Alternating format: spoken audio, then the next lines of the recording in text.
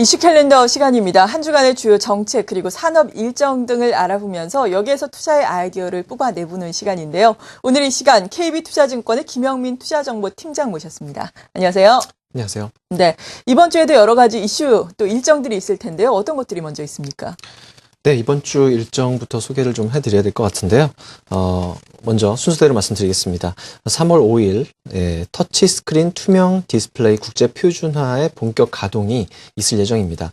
지난해 11월에 이 터치스크린 산업 육성 전략이 이 직영부를 통해서 발표가 됐는데 그에 이은 후속 조치라고 보시면 되겠고요. 3월 3일부터 3월 17일까지는 이제 중국 양회죠. 이제 그 인민정치협상회의하고 그 다음에 전국 인민대표 대회가 열리게 되는데 이미 정협은 열렸고요. 전인대 이 전국 인민대표대회 같은 경우는 이제 내일 열리게 되죠. 5일부터 열리게 됩니다.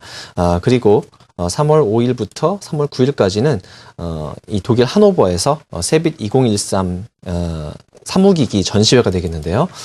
최근까지는 트렌드가 좀 규모가 축소되는 그런 흐름들이 좀 나타나고 있습니다만, 역시 또 관련 업체들에게는 또 관심을 가져볼 만한 그런 행사라고 볼 수 있겠습니다.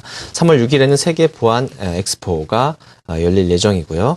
그리고 3월 7일부터 17일까지는 제네바 국제 모터쇼가 열릴 예정이고 3월 14일 이거는 이제 다음 주 일정이 되겠는데요. 네. 삼성전자 갤럭시 S4가 뉴욕에서 공개될 예정입니다. 네, 지난주에는 저희가 또 모바일 월드 콩그레스와 관련해서 또 스마트폰 부품주 관련 종목들 많은 이야기를 나눠봤는데요. 이번 주에도 주목할 만한 이벤트가 많습니다. 일단 중국의 전인대 같은 경우에는 앞선 코너에서도 우리가 이야기를 해봤는데 부동산 규제라든지 여러 가지 규제 체계에 대한 우려도 있는데 중국 관련주들에 대한 투자 전략은 우리가 어떻게 세워봐야 될까요? 예, 앞서서 자세히 설명도 해주셨기 때문에 예. 간단하게 핵심만 좀 짚고 넘어가면 될 것 같은데요.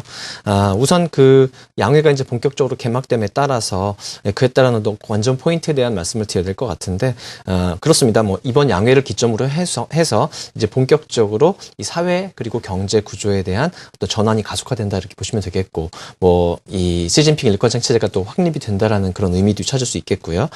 특히 내일 열리는 전인대 같은 경우에는 이 성장률 목표 그리고 산업 구조의 고도와 내수 부양 정책은 어떻게 나올 것인지 이런 부분들을 좀 우리가 지켜볼 필요가 있을 것 같습니다. 네. 사실 신형 도시화에 대한 이런 얘기들이 좀 많이 나오고 있습니다.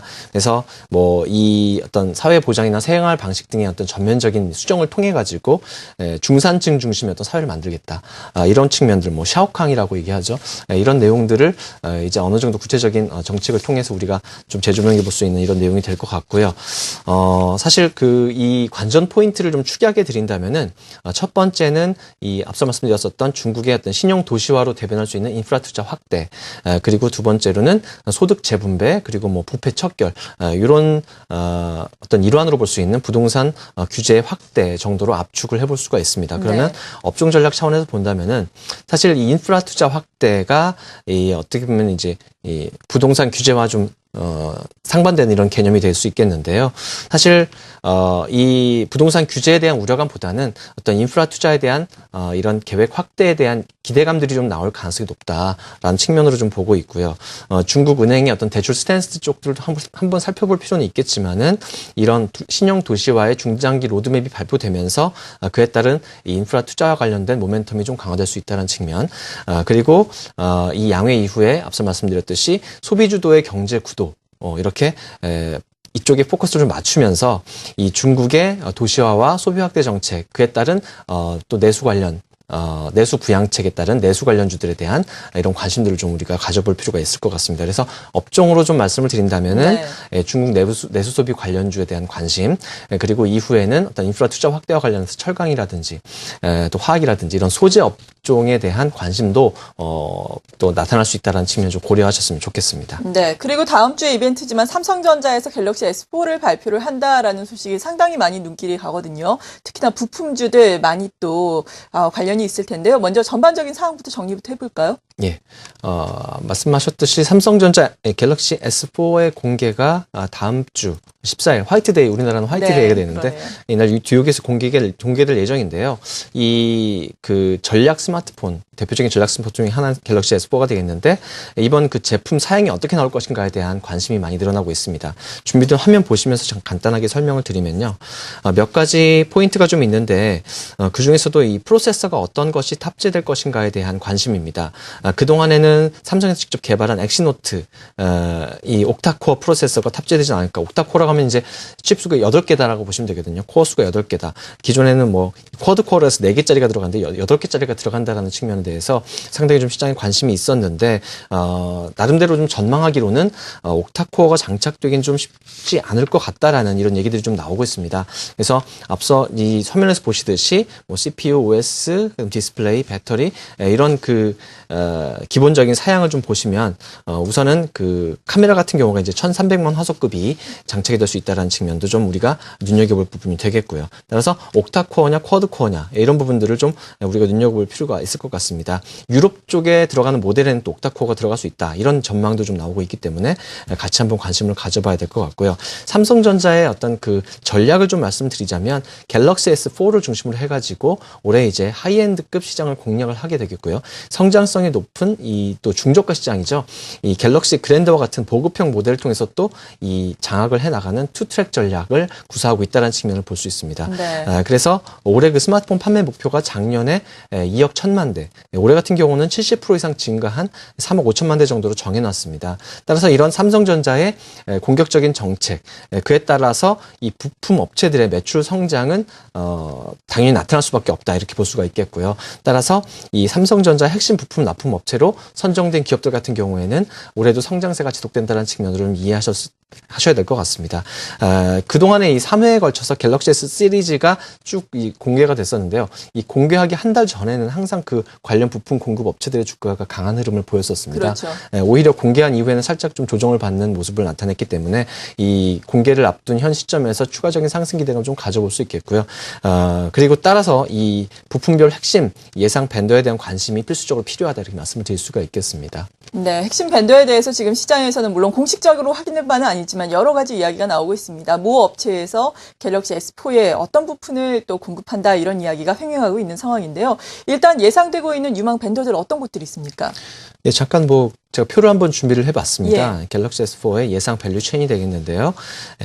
프로세서 같은 경우에는 이 후공정 쪽, 또 WLP 쪽에 수요가 기대되는 네페스, 카메라 모듈 같은 경우에는 삼성전기 파트론 등, 그리고 렌즈 IR 필터, 세코닉스, 옵트론텍, 그리고 안테나 같은 경우는 파트론이라든지, FPCB는 인터플렉스, BH, 그리고 대덕 GDS 같은 종목들이 되겠고요. 모바일 오피스 쪽은 인프라웨어 등의 업체들이 이번 그 갤럭시 S4의 대표적인 핵심 예상 밴더다, 이렇게 말씀을 드릴 수 있겠고, 이와 같은 업체들은 향후 주가에 대한 어떤 긍정적인 기대감을 가지고 관심을 좀 가져보실 필요가 있다는 말씀을 드릴 수 있겠습니다. 네, 그렇다면 이 중에서 관심 종목은 어떤 걸로 선정을 하셨어요? 예, 오늘 준비한 관심 종목은 대덕 GDS가 되겠는데요. 네. 대덕 GDS 같은 경우는 FPCB 관련 업체다라고 보시면 되겠습니다. 그래서 향후 이 사업 구조의 전환에 대한 기대감들을 먼저 말씀을 드려야 될 것 같은데요. 가전과 디스플레이 중심의 이 구조에서 이 스마트폰과 태블릿 PC 쪽에 어떤 구조로 전환되는 과정의 성장률이 상당히 높다 말씀드릴 수 있겠고요. 이 모바일 중심으로 전환되고 있기 때문에 재평가가 필요할 것 같습니다. 그리고 두 번째로는 고화소 카메라, 그러니까 1300만 화소급 카메라 모듈용 그 RFPCB가 갤럭시 S4에 채택될 것으로 전망이 되고 있습니다. 이쪽이 그 기술적 진입 장벽이 상당히 높은 편입니다. 그래서 이 대덕 GDS가 초도 물량의 대부분을 이제 공급할 수 있다, 이런 예상이 되고 있기 때문에 수익성 개선 요인도 될 수 있을 것 같고요. 사실 그 증설 효과에 대한 기대감도 또 우리가 빼놓을 수가 없는데요. 이 3월 중에 신규 공장 착공이 예상되기 때문에 신규 설비 부분적 가동이 이루어지면서 하반기부터는 이 생산 설비 증설 효과가 발생할 것이 또 기대가 됩니다. 그리고 내년부터는 증설 효과가 본격적으로 반영될 것으로 예상됩니다. 마지막으로는 실적 측면이 되겠는데요. 작년 영업이익이 416억이 나왔는데 70% 이상 증가를 했습니다. 사실 이러한 그 증가세가 올해도 계속될 것이냐, 이 부분이 이제 중요한 부분이 되겠는데, 이 수익성이 높은 FPCB 쪽의 사업부 실적 개선이 일어나고 있고요. 있고요. 이에 따른 매출과 이익 증가세가 진행되고 있습니다. 올해 같은 경우도 FPCB 매출이 2,400억 원 정도 수준으로 전년 대비 35% 정도 증가할 것으로 예상이 되기 때문에 전체 외형 성장세를 견인할 수 있다 이렇게 보시면 되겠습니다. 잠깐 차트의 흐름을 보시면서 말씀을 드리겠는데요. 네. 예, 지금 차트가 좀 깨졌네요.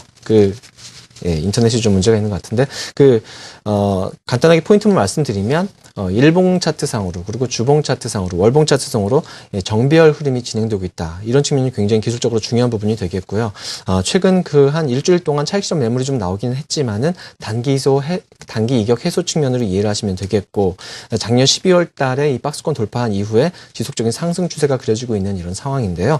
19,000원 근방의 어떤 매수 접근은 충분히 유효하지 않을까 생각이 되고요. 이 고마진 제품 비중이 증가한다는 말씀을 드렸는데, 이 대덕전자와 보통 주가가 비교가 많이 되는데, 예. 대덕전자 대비 할인 요소가 뭐였냐면은, 이런 좀 모바일 제품 비중이 좀 낮다는 측면이 되겠는데요. 이런 측면에서, PR의 8배 정도 수준의 어떤 적용을 받아왔습니다. 지금 현재 시가총액이 3,900억 원 정도 되는데, 이러한 FPCB 쪽 매출의 어떤 성장성을 감안했을 때는, PR 10배 정도까지는 가능하지 않을까라고 보면, 여기서 한 25,000원, 4,000원에서 5,000원 정도까지는, 추가적인 어떤 상승 기대감이 만들어지지 않을까. 그렇게 좀 앞으로 전망을 해볼 수 있겠습니다. 네, 52주 최고가를 찍은 이후에 조정을 받다가 오늘은 다소 강하게 오르고 있습니다. 19,700원까지 3%대 오름세를 나타내고 있는데요. 19,000원 선에서는 충분히 접근 가능하다. 25,000원 정도까지 목표 주가 제시를 해주셨습니다. 오늘 갤럭시 S4 관련해서 대덕 GDS에 대한 도움 말씀까지 들어봤고요. 함께해 주신 분은 KB투자증권의 김형민 투자정보팀장이었습니다. 고맙습니다.